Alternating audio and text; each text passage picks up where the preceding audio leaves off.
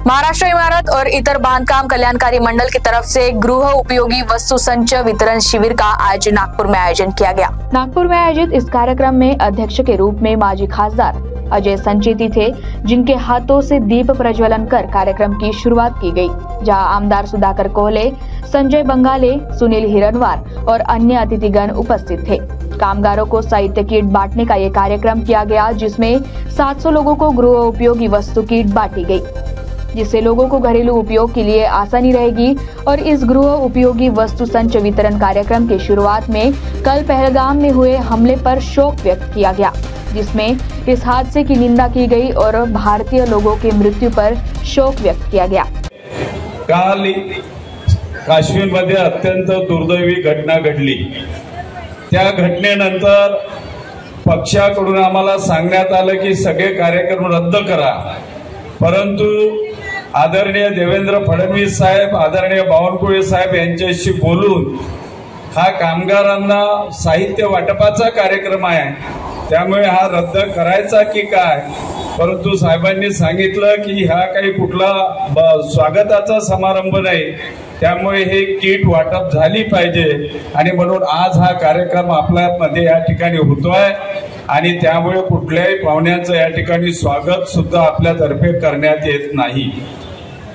बंधू भगिनींनो, कालचा पहलगाम मध्ये झालेला जो घटना आहे ही अत्यंत दुर्दैवी आहे। एका भारतात राहणारे आपण सगळे हिंदुस्थानी आहोत, पण त्या पहलगाम मध्ये नाव विचारून आधार कार्ड पाहून आणि त्या ठिकाणी हा भारतातला नागरिक आहे, हिंदू आहे असं समजून त्याच्यावर गोळ्या घालणे, अशा प्रकारचं निर्दैवी आणि अत्यंत घृणास्पद असं कृत्य दहशतवाद्यांनी त्या ठिकाणी केलं।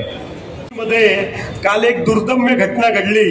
पाकिस्तानच्या आतंकवाद्यांनी भारतातले जे पर्यटक काश्मीरला त्या ठिकाणी फिरायला गेले होते, त्यातला पहलगाम व्हॅलीचा जो महत्त्वपूर्ण भाग आहे, या ठिकाणी ते सगळेजण फिरत असताना 3 वाजता दहशतवाद्यांनी गोळीबार सुरू केला आणि या गोळीबारामध्ये 28 या देशाचे नागरिक मृत्युमुखी पडले। त्याचबरोबर महाराष्ट्रातले 2 नागरिक आणि इतर पर्यटक मृत्युमुखी पडले। ताबडतोब या घटनेची दखल विदेशात असलेल्या पंतप्रधान नरेंद्र मोदींनी घेतला। आपला दौरा कॅन्सल करून आज सकाळी भारतात पोहोचले, बैठकी सुरू झाल्या।